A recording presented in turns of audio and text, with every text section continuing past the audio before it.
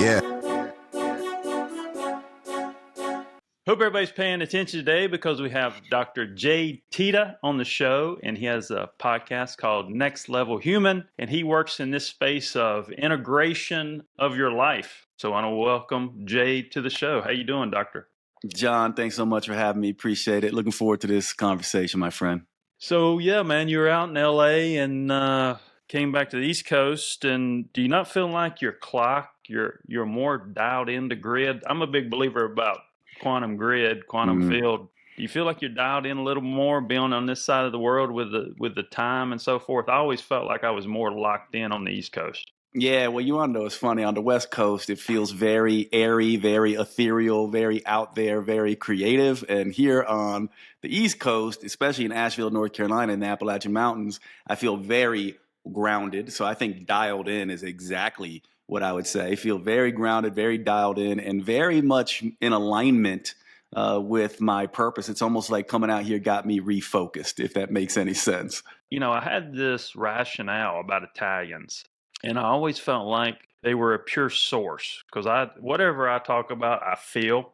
I had a theory that basically that most Italians were indigenous. And I think that based on the amount of natives that were in the Northeast, a lot of those natives for protection during immigration and things took on an Italian name. Well, I'll tell you what I think about Italians, and I think it's a lesson for us, is that, you know, my father, like, I'm Italian, I have some Greek in me, I've got some Portuguese in me, I've got some Northern European in me, but my father was like, look, you're a little Italian, you're all Italian. And my Italian family rallied around the identity of being Italian. The culture of Italian was the culture I was raised in. The land of Italy is something that my whole family was aware of and always preached to me. And so I always felt anchored in to the Italian identity. And I do think, and I think this is what you're getting at, I love something really special about the Italians is that they anchor very deeply into their heritage. And I would even argue that if we look around Europe and the places that Americans want to go to feel a sense of family and a sense of food and a sense of a real identity, Italy seems to have the strongest core identity. And so it would make sense to me that that identity was something that people are drawn to, that people are always drawn to. You know, it's funny, I have a lot of African-American friends when I was growing up, and they used to say to me, you're not really white, you're Italian. Something about the Italian sort of identity is really special to a lot of people, and they anchor towards it. And I almost feel like it's a magnetic force. And of course, those of us who have the Italian in us, it is always the thing that we're out front with, you know, sort of wearing the psychological flag and identity of our Italian heritage. And I do think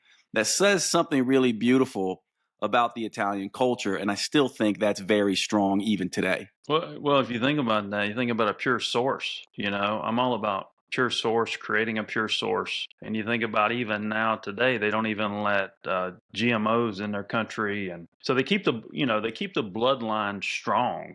And I think that's what resonates through that people don't realize. I think there's something to that. If you are a pure source. Does that make sense? It makes sense to me. And actually, it reminds me of the idea that if you think about what is the most important emotion of a human, right? And you can look at some of the studies on this, authenticity is the thing that is, I think, most important as an emotional state of an individual. And then now just go up one level to culture, and you have a very authentic culture in the Italians that, and I think that's what you mean by, in my mind, pure source. From my perspective, pure source from an individual level and pure source on a cultural level is being authentic to the things that make you unique. And I do think the Italian people tend to get that on some level. And I do think the Italian culture, it bleeds up into the culture in a sense.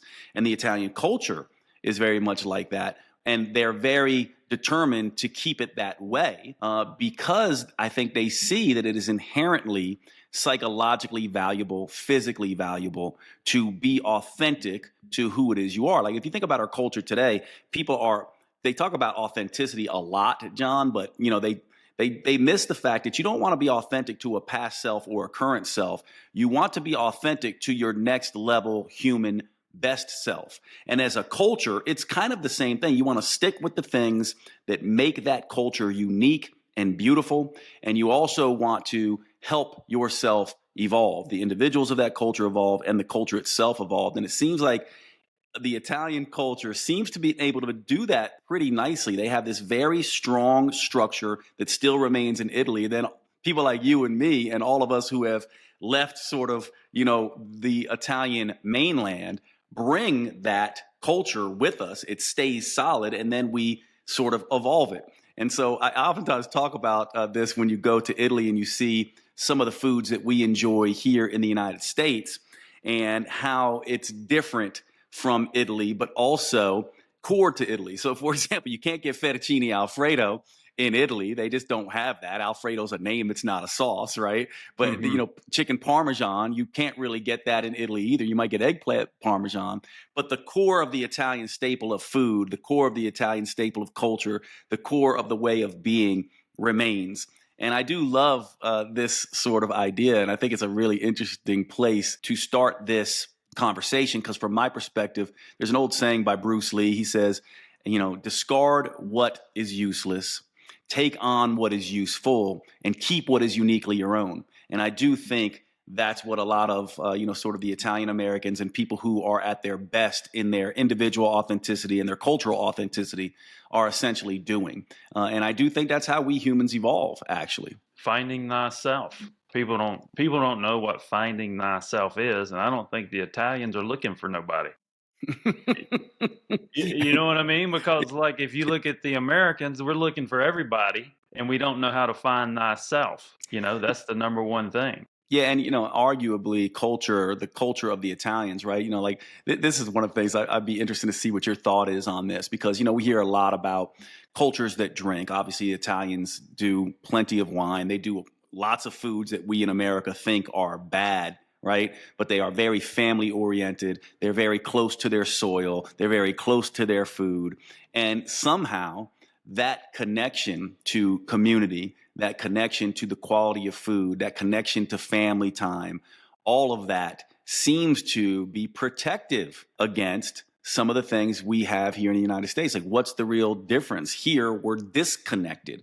We are trying to be something else other than what we are. And you could even see it when you go to Italy and how annoyed they get if you try to change up the order, right? They're just like, enjoy the food. If you try to eat fast, they're like, enjoy the time. If you try to disconnect from the conversation and get on a cell phone, they're like, enjoy the people, right? And so they're very present in their authenticity, where we, I think, are not. So there are a lot of lessons to learn about identity. Now, at the same time, if we want to change, we need to anchor into the structure of what makes us who we are. And then we have to also look at how we can improve and get better. And I do think a strong cultural sort of source allows us to do that. It's very much like safety and security. If we have a safe and secure home, we're far more likely to discover resilience, and we're far more likely to take risk, and we're far more likely to do the things that we are afraid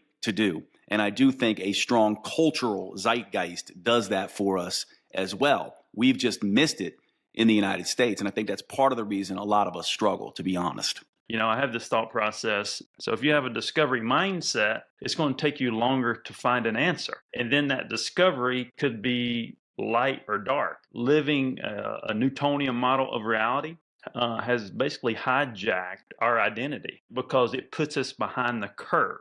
Brings up a couple thoughts for me. The first thought about this idea of, discovery versus creation. My belief is that we are here for really three reasons and three reasons only. And those reasons are to learn, to teach, and to love. And we must follow that process in an evolutionary way, right? So I think what you're saying, or what I hear, the way I make sense of it, is that if you get stuck in learning mode, I think that's your discovery mode, right? We're meant to learn. And then from that learning, and by the way, our learning mostly comes from our suffering and our pains and our difficulty. We learn the lessons. We then teach those lessons, and then we love. And love, to me, is synonymous with creation. How do we actually love? People think about this as romantic language or the dynamic between parents and children. To me, the essence of love is to create something beneficial and new for the world that only you can in the way that you can.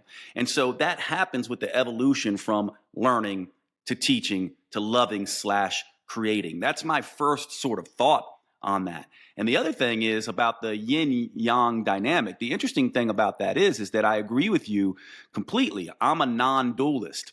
I think dualism, this idea of black and white, up and down, left and right, Republican, Democrat, you name it, right? Good, bad, all of that stuff. What people don't understand is that, let's take masculine and feminine. We want to focus on the masculine or the feminine, forgetting the fact that the coin in the middle, it's not heads or tails. The coin is what creates the heads or tails. In the case of masculine and feminine, it's human. So we're human first before we're masculine and feminine. And if we can understand that, we lose the duality, right? The duality is only useful for us to have conversations, but it's not useful when we get stuck in it. When we forget that we're human first, and humans have needs like safety and security, acceptance and belonging, freedom and autonomy. Whether you're masculine or feminine, male, female, whatever that dynamic is, the idea is to marry the two, to be balanced in your masculine and feminine. And when you do that, you see they're not opposites, they're synergists, and dualism falls away. From my perspective, John, if there is a matrix that we're stuck in the matrix of dualism. Dualism is, from my perspective, the thing that keeps us apart, and it keeps us from source. From my perspective, if you want to call it God or you want to call it source consciousness, we are each an extension of source consciousness, almost as if we are the thing that helps source consciousness realize and experience itself. That's our authentic nature. And as soon as we start to create a dualistic attitude, we separate ourselves from source. We separate ourselves from others. We actually separate ourselves from ourselves. So yes, we can use as humans a dualistic way of thinking to communicate. But as soon as we get stuck in that thought process where everything is black and white, up and down, left and right, masculine, feminine, we lose something very important about being human. And I do think this is something that keeps ourselves from ourselves. So that's what I think about in terms of what you were saying. We must learn, teach, and love. We can't get stuck in discovery mode. We must eventually create, because that's why we are here. And then we also have to avoid this dualistic trap and realize that opposites are not opposites oftentimes, they're synergists. The opposites are just so we can have conversations as humans. And once we do this, we do begin to escape the common way of thinking that most people have. And we actually can begin to understand our identity and who we need to become much better. And so that is the way that I see this, because rest assured, like from my perspective, again, if we're going to be authentic to our next level human selves, we must master dualism and we must understand this evolution of learning, teaching, and loving, and not get stuck in just discovery mode and seeking mode. And we see this on social media all the time, right? People are seeking. They're chasing power. They're chasing popularity. They're chasing pleasure, when really what they should be seeking is purpose. And purpose comes from learning the lessons, teaching those lessons, and then creating out of those lessons. And from my perspective, that's really the bread and butter of what we are doing here as human beings, from my perspective. Yeah, I agree with that 100%. It's understanding and context. I don't think people have, if you take that first part you talked about and you take that structure and you apply that, it's what a context you need to apply that in. Because the word opinion is the worst word in the dictionary. Because opinion is not an answer, is not data, right? It doesn't give you specifics. If you were living in this Newtonian model of reality, so if you feed off what you see, you continue to create opinions and controversy. But if you create a new environment, a new direction, and have a more creative mind, because I don't think people are that creative in today, and you understand what creation gave us, you understand that, hey, we're not supposed to split an atom. Creation is symbiotic, because if you understand creation and you understand creation is symbiotic, we're going in the opposite direction. So when you create this new environment in this new direction with the structure you're talking about, you eliminate all the opinions and controversy, because they don't have anything to controverse or make an opinion about. And if you want to put that in a perspective, you can put that in perspective of timelines. The 3D timeline, we're waiting for things to happen. When you think about birth, right? Think about birth. Things that are not even discussed. I talk about science all the time is if you understand the non-conscious and you understand environment. Science only uses two parts of law of attraction to determine all their mathematical answers. Law of attraction has three parts, and it's the melding block of life. So how do we get the right answers? By using two parts. I think it's context. I think it's understanding creation, because we've been put in this pattern of putting a square peg in a round hole and going the opposite direction. And that's what's creating more issues and more opinions and more controversy, because we're going the opposite direction of creation. So when people understand that and you apply what you're saying, it's a whole new world for them. Yeah, so here's the way that I would think about that. And the idea is, let's take source consciousness, what some people might call God or universal consciousness or whatever it is. Mm-hmm. From my perspective, it has three aspects to it. And your idea about, I'm hearing what you're saying is about being in alignment with this creative force or this source consciousness or this universal consciousness. So from my perspective, and see what you think about this, from my perspective, when we're looking to be in alignment with source consciousness, there are really three aspects of source consciousness. If we look out into nature, it's not hard to look and just observe and go, what are its aspects? Well, it's inclusive, it's integrative, and it's holistic. It includes everything, it integrates everything, and it makes more out of its disparate parts. And everything seems to make sense. And so when you are interacting with source consciousness, it seems to have these three properties. So then from that perspective, if we say, hey, I am an extension of source consciousness, and I need to be authentic to that because I am part of the way it understands itself, then I cannot be against integration, inclusivity, or holism. I cannot be divisive. I cannot be dehumanizing. I cannot be destructive in this way. Now, if everyone who's listening understands that and can see that, now look and see where we're doing this constantly. And this comes back to the idea of opinions and these opinionated ways of being that I'm right and you're wrong, which again comes back to dualism. And what we do is we defend these beliefs. We defend these opinions. And when we defend them, and this divisiveness and dehumanization and lack of integration, lack of inclusivity, lack of holism, when we defend against that stuff, we cannot evolve forward, meaning we cannot create in the way that we're meant to create, because creation is the evolutionary force. And so to me, this is what a lot of us humans are doing unknowingly. Now, of course, let's have empathy. We're humans. We're imperfect. We don't always understand this stuff. But to me, this is what I think defending an opinion, sticking to your old beliefs, not wanting to change your identity, this is why it's a problem. In reality, we should be dismantling our opinions. Think about if we had the same beliefs and we stuck to our guns about what we believed when we were 15 or 18 or in our early 20s, right? We need to, instead of as we age, defending our opinions. I'll interject and you keep going, but that's ego.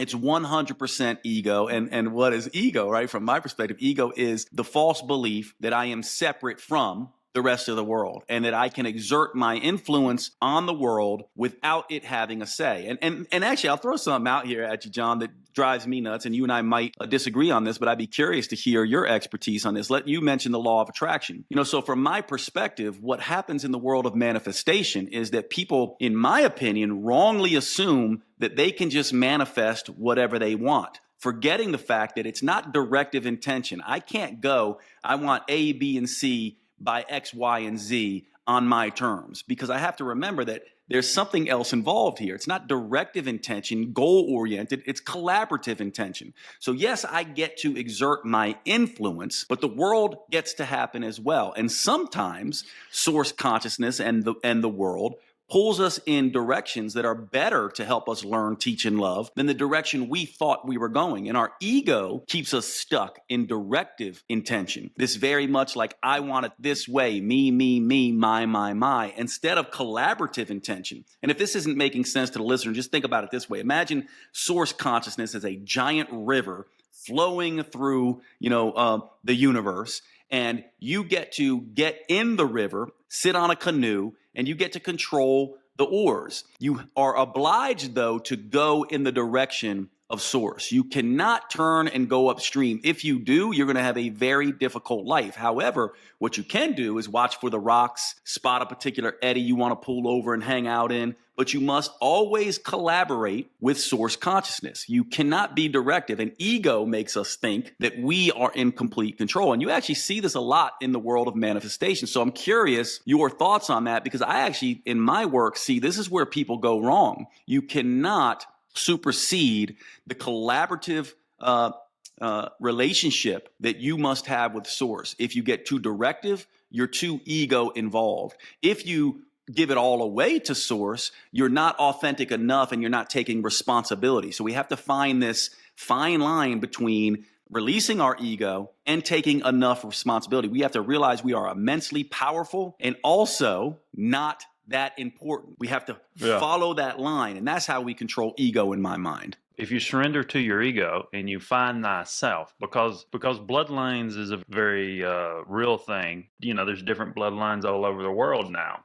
So I think evolution, speaking of what you said, you surrender ego, evolution, and because of this mix of humanity, I think that surrendering ego and finding thyself in whatever environment you are in, that's the new environment and the new direction in this new world that's going to put you ahead of the curve. But you got to find thyself first, because when you find thyself first, you're going to understand things better, and things can be preventative. I don't think I've heard your description of law of attraction. Can you walk me through those three parts? Well, you have basically environment. You have your non-conscious, and then you have your intuitiveness. I call it sensibilities. Right. So if you understand creation, you understand sensibilities. I don't think it's that hard mathematically to put that into a calculation, because even if you looked at all your sensibilities, because I think sensibilities equals life, because you can take on something light or dark, and that's going to drive you a certain direction. Does that make sense? So the intuitiveness part is left out because I think they're scared of it, and they're not that, science community is not that creative, or they did it purposely. Because if I took sensibilities, going back to my thought, if I took sensibilities and I put all the sensibilities, all the words that had feeling, and there are a certain amount of words, we maxed out those words. Let's say there's 25 words. And then you take this non-conscious has these 5 words, and each word plays this percentage in their life, because we can break that down and include that and show based on data how that affects people. When I collect data from a group or genre, when I have a big enough number, I can determine human behavior. So reverse engineer that in life, because social media mirrors itself. The only thing that offsets social media is the algorithm. If you can reverse engineer the thought process of social media, that's how social media makes money, because they understand human behavior and they can determine human behavior with a big enough number. You can do the same thing in science. So and the thing about it is the 2 parts that they use are already predetermined. You know what the environment is. And let's say if you're born and you have a birth date, and we don't talk about this, we don't prepare our births the right way. Just using these 2 parts, we could correct a lot. They don't use the third part, the intuitiveness and sensibilities part. They don't use that for calculations, but just understanding the 2 better could determine a better life for birth, the beginning of life. Because if you understand feng shui, and you understand that in feng shui, everybody's birth date has a direction. So if you look at the wheel, and this is what the Asiatics found, if you look at the feng shui wheel, based on your birth date, it determines a lot that is tied to the grid, tied to the stars, tied to the planets. It's already determined. You're determining your success direction, you're determining your relationship direction. So if we understood those directions before somebody's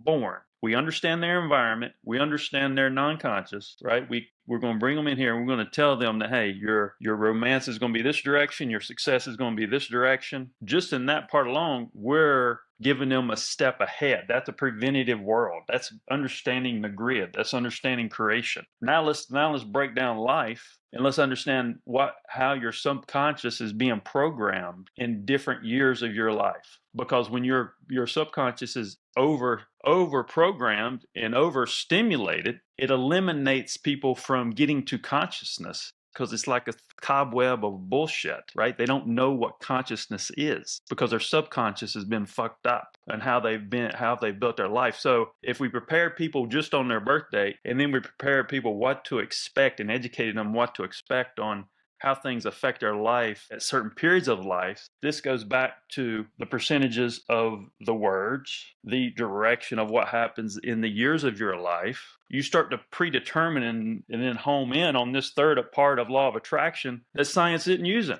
A lot of this stuff is predetermined that we're not grabbing hold of to give us these advantages to start to understand how we should live this life. Yeah, I think for me, I look at it like, maybe I see it a little bit different. I essentially go, this collaborative versus directive sort of intention. From my perspective, I go, the things that we encounter in our early childhood, I would say the things that are permeating our unconscious. These things are things that I think are patterns that we must take on, we must look at. They're old stories. The way I look at it is I would say, things happen to us as we develop as children, as adolescents, and as young adults. And we write stories about these things. We determine who we are based on these things that happen to us. Now, so we make what I would call misguided unconscious decisions. Like I said, if you understand when you're being programmed and you start to make these unconscious decisions, because you're going to, however your subconscious is programmed, obviously the unconscious plays a part.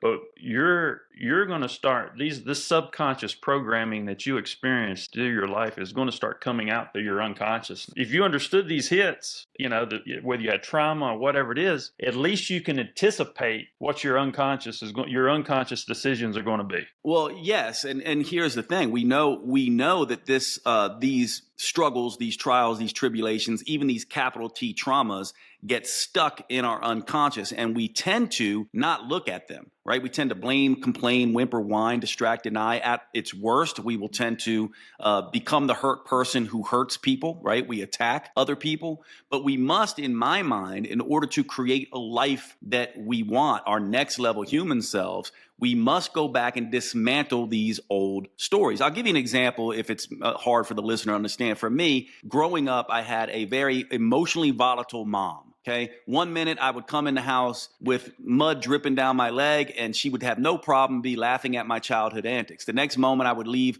socks on the floor and she would literally freak out. And she was dealing with her own emotional stuff from her mother wounds. Now, what this did to me unconsciously is I wrote a story in my little child's brain, in my unconscious, that female emotions were not trustworthy. I never knew what I was going to get, so I stopped trusting female emotions. There was a time I walked in on my mom where she was crying, weeping and saying she didn't want to be here. And in my little kid brain, I knew what she meant. It's not that she wanted to leave the house. She wanted to die. So then I became a people pleaser. So now I have these two stories written in my unconscious. I don't trust female emotions, and I'm going to do everything I can to be a good boy. Now imagine what that does in my romantic relationships later if I don't spot those old stories and dismantle them. What they do is they follow me around. So I become a people pleaser. I never ask for what I want, and I don't trust the women I'm with. What happened? I ended up in an affair. I ended up having a divorce. I ended up struggling with this pattern throughout my life. Now, life does have a way of first whispering in your ear and then tapping you on the shoulder and then kicking you in the balls, right? It will get your attention. So it got my attention and forced me to look at this old story, this old narrative. Then I had to rewrite that. And this is what I think we must do as the first stage of change, which I think, if I'm following you, and I'm not sure that I am, is kind of what you're saying. We have to rewrite those narratives. Then to me, the second step has to do with we have to teach ourselves the new ways of feeling and thinking and choosing that in alignment with who we want to be. And this is where things like void meditation, feeling-based meditation, visualization meditation can anchor us into these new feelings. So step one, we rewrite those old narratives, which we have to spot first. Step two, we begin to feel into, so our nervous system can memorize this new feeling. And then step three, perhaps the most important step, is action. Be it until you see it. We actually have to go out in the world and be the different thing now. And when we're coming at that from a place of learn, teach, love, create authenticity, it's much easier. If we're instead denying, distracting, blaming, complaining, whimpering, and whining, which is what a lot of our culture wants to do. By the way, no judgment. We're all human. This is a tough place and a rough game to play, but it does not work for change for ourselves, and it does not work to enrich others or evolve the world, which is what I hope we're all wanting to do. You can present it in a little better way than me because I go a little deep. I have a hard time communicating these things, but then 6 months later, somebody be like, "Oh shit," Yeah, because I mean, this is like, I don't know if you've seen any videos I've done, but this being this clairsentient, being a natural healer, like I said, everything I talk about, I feel. I haven't actually, John. This is the first time you and I have met each other and even had a conversation, but I will tell you this, and tell me if this is what you mean by this. I know from doing this work that we have two sets of things we can do, right? We can have the very logical, linear, language-oriented way of explaining things, which has its utility and works. However, when we start to get into the unconscious mind and work with the unconscious mind is very metaphorical. It's very feeling based. It does not think in logic, linear language. This is why if you do psychedelics or things like that, people will oftentimes report, I just had a knowing. I just all of a sudden knew and understood, or there's these metaphorical dream-like scenarios that help you get an insight. So people like yourself, I think what's happening there is that you're very much in the metaphorical feeling, intuitive knowing place. That's a very different place than the logical, linear language place. Now, again, we talked about yin and yang. So you could see these as opposites, but again, I think they're synergists. What happens is we have people who are over-indexed, and I think this is what you're saying about science. They're very over-indexed on linear language, logic-based stuff, and that's useful, but it's only useful up to a point. We also need the metaphorical, the feeling-based aspects of our consciousness, which has largely been avoided in recent human history. Now, in past human history, not so much. My hope and contention is that we each need to, just like we need to balance the masculine and feminine within us, we also need to balance the logical and intuitive within us, the linear, logic, language-based self, and the metaphorical, feeling-based self. These things are both important, equally so, in order for us to understand how to be in the world, to learn, to teach, to love, to be authentic, to do our job in the way that we are meant to do it while we're here. And so I think for people like you are always interesting to me, because I think you're very much in the metaphorical, feeling-based place. And in today's society, which is very logical, linear-based, people misunderstand that because you're coming at it from a feeling place, from an understanding and a knowing, if I'm hearing you correctly. But this is the first time you and I have ever met. And it's a very interesting conversation for me. Like I came up with this thing called creation of four. I have no idea where this resonated from, rationale, but creation of four. So I knew that the universe was in 4 parts. And then I talked to this guy who translated this book called the Theoa Prophecy. And this is supposedly about a guy that got kidnapped for 10 days. And they downloaded him all this information. And it says in the Theoa Prophecy that God created the universe with 4 powers, and I never taught this guy before in my life. I just knew that if you look at creation and it's linear, so if you reverse engineer creation and you think from universe down, I want to show you how this is tied to the human body. I think there's some narratives out there that have run us down the wrong road. The earth is the heart chakra because you can align your body with the planetary system. So if you have 4 gas planets, we're supposed to represent the senses. You have 4 terrestrial planets. The moving parts are the sun, the moon, and Pluto. The sun is the root chakra. Mercury, Venus, Earth is your heart chakra. Mars, throat chakra. Your third eye is the moon. That's why we'll never go to the moon, because whoever is controlling the moon don't want us there. That's why NASA hasn't gone back. And then Pluto, we've totally taken out of our system because that's the crown chakra. That's closest to the outside of the universe. Let's not get hung up there. Let's go to Earth, inner core, outer core, mantle, crust. You have 4 directions. You have 4 gases, 4 chambers in your brain. You have 4 chambers in your heart. And this goes on and on. Creation of 4. Your cross is a 4.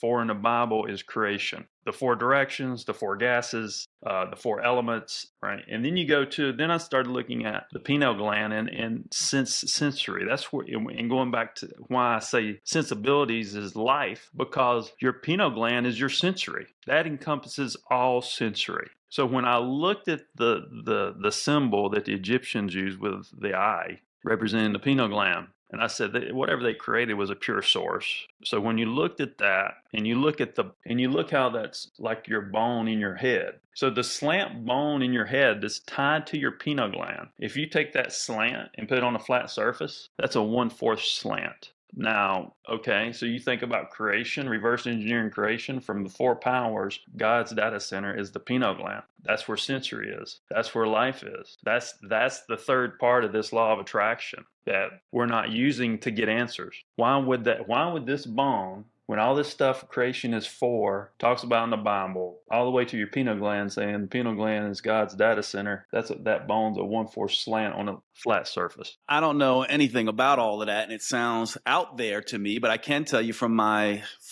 more science background, I do think, if I'm hearing you correctly, I do think one of the things we're starting to be able to see, that when we go back to the meditative state and some of the void-based meditation, which again is nothing new, although science beginning to look at this when we look at the quantum realm, we get into a place, and by the way, we all know what this is like when we're dreaming. We do get into a place where we understand certain things and we don't know why we understand them. For example, I had one of the weirdest things in my life, and this isn't unique to me, other people have had this, but I predicted my sister was pregnant before she knew she was pregnant. I also predicted it was going to be a boy. This is, basically, I was fooling around with her. She actually called me. This was back in, 2000. And I was like, how come you didn't tell me? I'm the class clown of the family, basically. And I was like, why didn't you tell me you were pregnant? And she's like, I'm not pregnant. I'm on birth control, whatever. Me and Ellie, that's her partner, we have no plans of having a kid. And I was just like, well, you're pregnant because I just had a dream about it. And of course, I thought nothing of it. It was just a joke. She calls me back 2 weeks later and goes, oh my God, tell me about this dream. I'm pregnant. One of the things I think when we look at stuff like this, many of us have had this. It's even been proven in science that we have the sense of people looking when people are staring at us. We humans can pick up on this. So when I hear what you are saying, which I don't understand and don't know if I'm getting this right, but I can say from the scientific point of view, I do think we're starting to understand some of this. We have proven that people can determine when people are looking at them. We have proven that people can download certain things and know things in the future. So if that is the case, what is really happening there? There must be a consciousness that is larger than our own ego consciousness that we can begin to gather information from. And from my perspective, this again is nothing new. The mystics, the gurus of old have been telling us this for a long time. How did they even come up with the idea of chakras and meridians without the tools that we have of science? Because they were getting perhaps, and I know it sounds woo-woo, but perhaps they were getting direct downloads. And by the way, science actually just proved, this will be an argument among many people. But, I have a study actually showing where they actually went and looked and measured electromagnetic fields looking at biofield practitioners versus regular people to determine, are there certain electromagnetic fields in the body that actually are consistent across many different people that represent the chakras. And what they found in this particular study is they found 10 of them. And they did correspond with the original 7 or 6, because there's one sort of on the crown that we that some of the Ayurvedic gurus and mystics had determined. So then I go, how did we determine that stuff? Because I do think it is about tapping in to this direct source. Somehow, I think the explanation is that we don't create consciousness in our brains, but the brain is more of a filter for consciousness. We are an extension of consciousness in a sense. In other words, matter does not create mental material, but rather mental material creates matter. And if that is the case, which, we need to determine whether that is the case or not, science will one day show this, then it does explain some of these very strange phenomena. But here's the one thing I'll say, John, and you can come back at me with this and tell me what you think. I do think part of the issue is lots of people, if we just go, people are downloading stuff. There's a lot of people. If you and I could take 1,000 people right now who are in this work and who meditate and talk about their dreams, we will have 1,000 different bizarre sounding theories. How do we know which is true or not? right? Like there's a million different bizarre sounding theories and everyone thinks they're right. To me, the way that we begin to do this is we understand the reason it can go so wrong is because people are over-indexed in their intuition, some of these people, in the same way many scientists are over-indexed in their logical brains. So what we need, once again, is to marry these two, and then we begin to see if the same things start coming up again and again and again, hey, there's some kind of energy center here. It's not just a heart, it's an energy center. And by the way, at the time, they probably didn't even know focusing on the physical aspects. They just felt the energetic. And then people start talking about the same things. Then you can begin to distill this down. I do think we have a major problem in the alternative medicine world, in this alternative world of new age stuff, where people are coming up with far-flung theories based on things that I think are real things that they have understood in their meditations and stuff, but they don't have the logical frameworks or understanding to make sense of it. And that's my one sort of complaint and frustration with this world. In the same way, I have a complaint and a frustration about the scientific individuals who are so logic and linear that they will not consider anything outside of the materialist mindset that they have. So I'm curious what your thought is on that. When people create these other things and they don't understand source, I call it fractional data. Because like if you understood creation, right, and we realize it's tied to our pineal gland, that's mathematical, right? And you could, if you reversed engineer that and you knew that route mathematically, look at creation and determine all the mistakes that human beings have done, because it's going to be tied to the beginning all the way to here. And I know that path. Here's one thing that Tom Palladino said to me. We have to understand that something created the uncreated. The thing about scientists is whatever field they're in, they stay in their lane and they don't look outside of that lane to connect the dots. There's a lot of they're not integrative in their thinking, which is one of the principles we talked about. I'll give you an example. The stupidest thing in colleges is a periodic table. Why would you put a periodic table in schools that means zero? It identifies a certain element. Okay, great. We identified all these elements in one place, but they don't go together. Why would we confuse our children and put a periodic table out instead of saying, all right, these pieces right here, they work together. This is what they do. These pieces right here, they work together. This is what they do. There's a relationship there. I think the answer to that is if I'm going to defend the scientific realm, it's very similar to why would we create letters, and ABC, A, B, C through X, Y, Z. The reason we do is so that we can understand the building blocks of language. And then, so it's a structure and that then becomes a flexible structure that we can use to create language in the same way that an alphabet is a structure that we can then use to create language. So I think that would be the argument.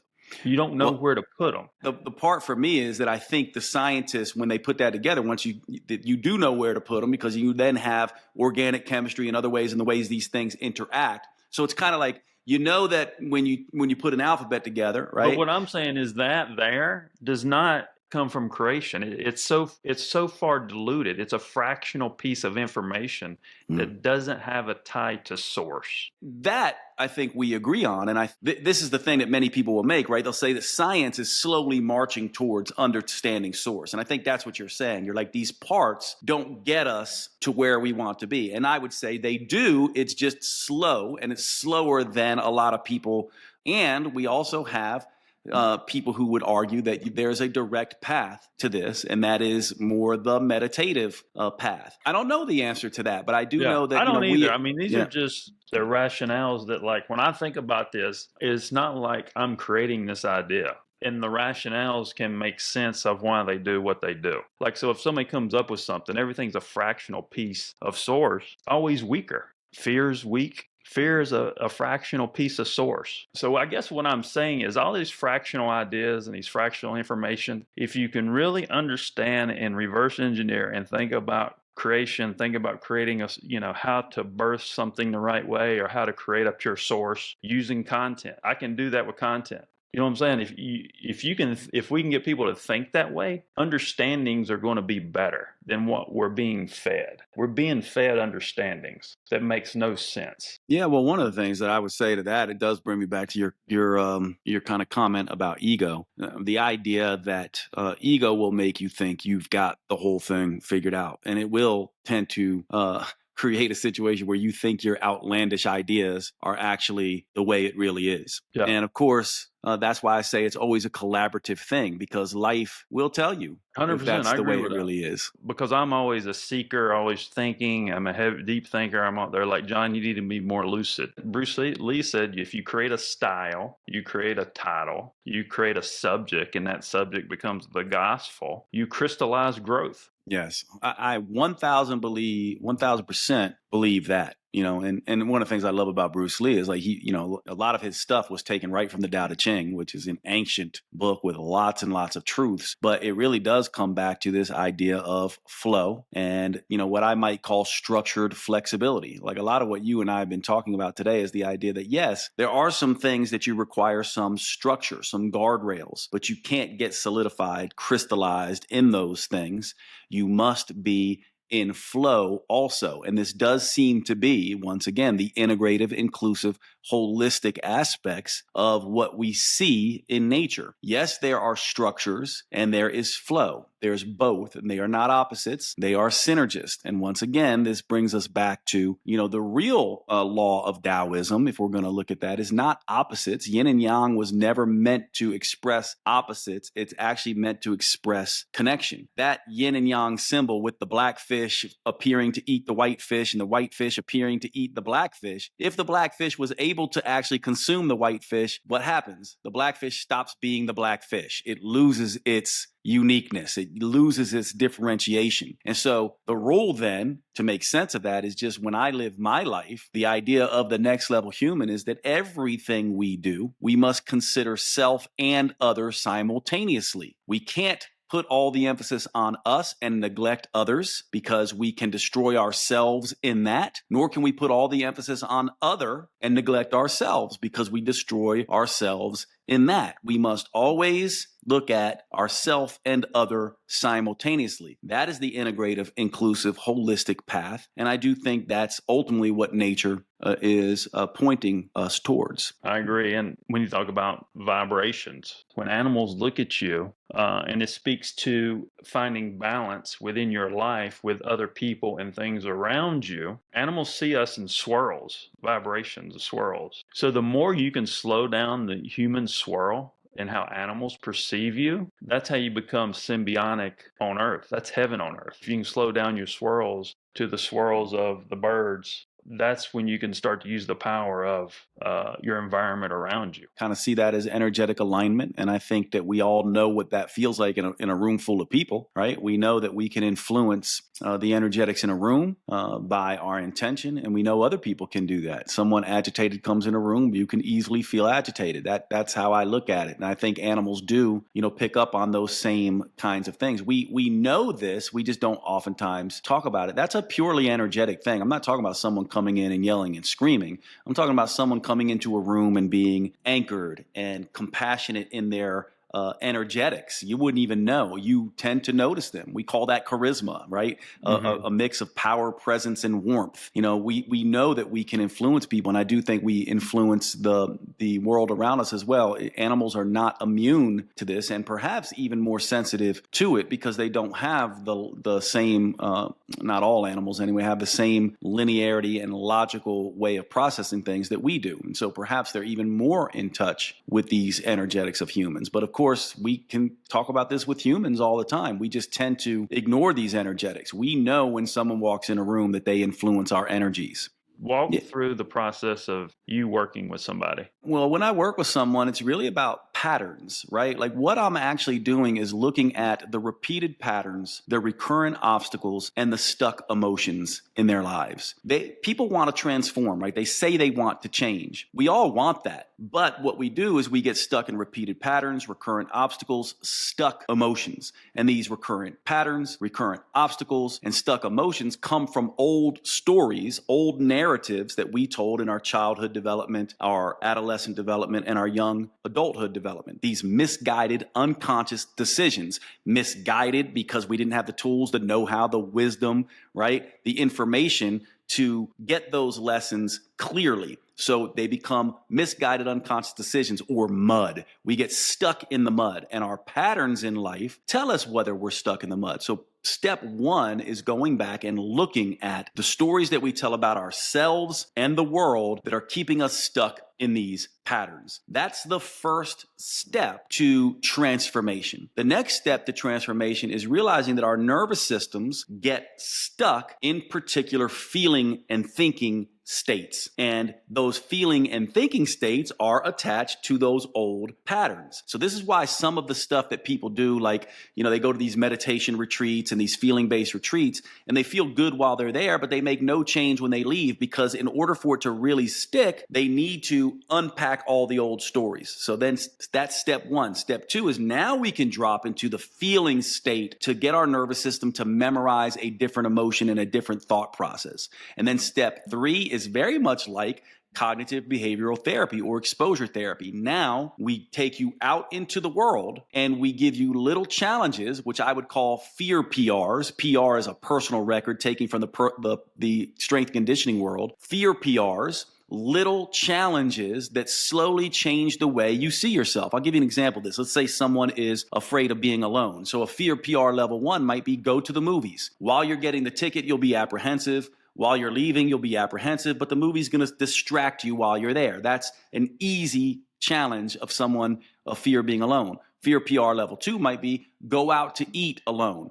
Level 3 might be go out to eat alone without your phone. Level 100 might be go to France where you don't speak the language, stay for a week by yourself. Now imagine if you've unpacked all these stories in step 1. In step 2, you've got this feeling-based practice, and now you're doing this stepwise process. This is how change happens. That's how, in my mind, you become the next level human that you're trying to become. It really is this simple to discuss 3-step process, but of course, more difficult to do. By the way, in step 1, what tools do we use? Well, you can use psychedelics, you can use written exposure therapy, you can use different types of therapy. There's a lot EMDR. There's lots of different ways that you can unpack these old stuck narratives.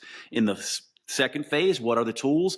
Feeling-based, visualization-based meditations. In the third phase, what are the tools? Exposure therapies. This is the way that I have worked with transformation with individuals. And it is a consistent way. I'm not going to say it's easy because easy is earned, but it is a consistent way of making transformation in your life. I think your process aligns with what I'm saying. And I think you'll realize that at some point. But very, very interesting. I mean, to me, that tells me that you have a very clean path. It's not a muddled path. Oh, well, thank you, John, for saying that. And it's been quite the pleasure meeting you and hanging out with you. And thank you for your work. I know that it takes a lot to do this work. And I just want to say thank you. And thank you for sharing the time and space and place with me, my friend. Now, if people wanted to find where you're at and all that, what do they need to do? I'm pretty easy, actually. I'm on all the social media handles at Jade Teta. And then you can check out my podcast and my website, Next Level Human. I work completely online now. So I'm lucky in that regard. It has its own challenges. But so I work completely online and deliver programs and events and experiences. So the Next Level Human events are very popular. People come and work with me directly all around the country. And I do different events, but a lot of them are indeed done right here in Asheville, North Carolina. This has been Dr. Jade Teta, and I am John Edmonds Kozma, the CEO of Bang Productions. Thank you.